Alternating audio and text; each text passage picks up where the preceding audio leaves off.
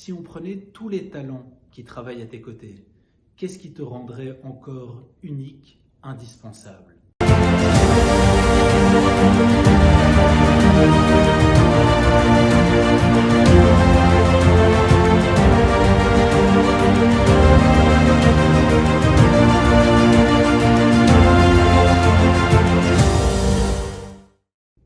Shalom, X comme X factor.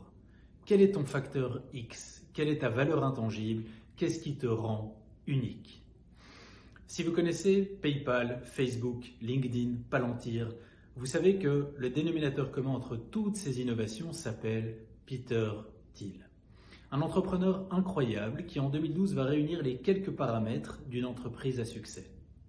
Il aboutit à la conclusion suivante: le facteur de réussite, c'est ce qu'il appelle le X factor, un atout qui rendrait ton offre unique, 10 fois meilleure que toutes les autres.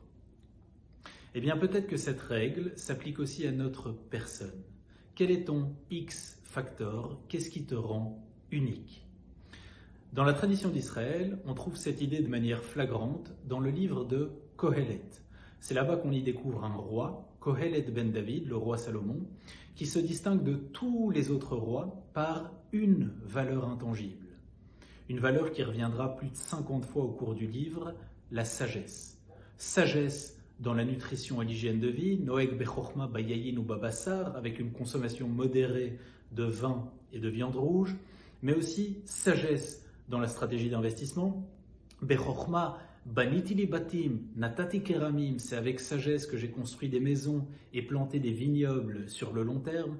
Sagesse dans la stratégie militaire, le roi Salomon, c'est pas le roi David qui va prendre Jérusalem d'assaut d'une manière disruptive par un tunnel de 400 mètres. Non, il a une stratégie d'expansion beaucoup plus réfléchie, Osafti Chochma al Yerushalayim. En bref, la sagesse, c'est le X factor, c'est la marque de fabrique du roi Salomon. Et toi, quel est ton X factor? Si on prenait tous les entrepreneurs qui œuvrent dans ton industrie, qu'est-ce qui rendrait encore ton offre 10 fois meilleure que toutes les autres? Mieux, si on prenait tous les talents qui travaillent à tes côtés, qu'est-ce qui te rendrait encore unique, indispensable? Ce facteur X, si vous ne l'avez pas encore identifié, vous le trouverez à l'intersection de votre passion, vos points forts et d'un besoin très spécifique auquel vous répondez. Un exemple, quelqu'un qui serait passionné par la technologie, avec une intelligence émotionnelle très élevée et dont le rôle consisterait à construire des parcours utilisateurs, ce qui demande beaucoup de psychologie humaine, cette personne-là aurait un X factor, serait probablement 10 fois meilleure que les personnes qui l'entourent sur ce sujet très spécifique.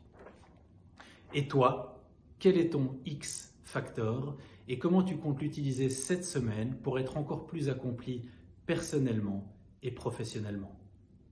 Kol Tuv.